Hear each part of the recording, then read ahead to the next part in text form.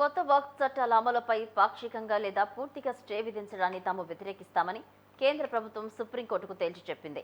మోదీ సర్కార్ కొత్తగా తెచ్చిన వక్ఫ్ సవరణ చట్టంపై అత్యున్నత న్యాయస్థానంలో వాదనలు వాడివేడిగా జరిగాయి.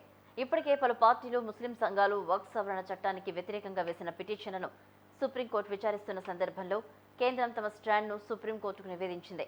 కోర్టులకు ప్రత్యక్షంగా లేదా పరోక్షంగా చట్టబద్ధమైన నిబంధనలు నిలిపివేసే అధికారం లేదని కేంద్రం సుప్రీంకోర్టుకు తెలియజెప్పే ప్రయత్నం చేసింది. పార్లమెంటు చేసిన చట్టాలకు రాజ్యాంగబద్ధత ఉందని, కోర్టు మధ్యంతర స్టే అధికారాల సమతుల్యత దీనికి విరుద్ధమని కోర్టుకు తెలిపింది.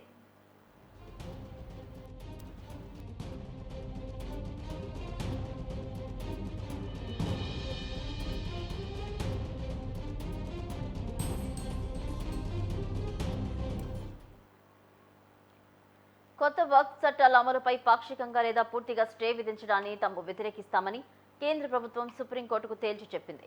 మోదీ సర్కార్ కొత్తగా తెచ్చిన వక్ఫ్ సవరణ చట్టంపై అత్యున్నత న్యాయస్థానంలో వాదనలు వాడివేడిగా జరిగాయి.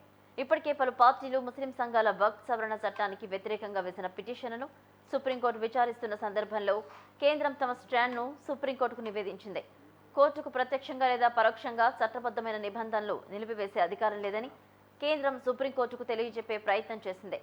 పార్లమెంటు చేసిన చట్టాలకు రాజ్యాంగబద్ధత ఉందని, కోర్టు మధ్యంతర స్టే అధికారుల సమతుల్యత దీనికి విరుద్ధమని కోర్టుకు తెలిపింది.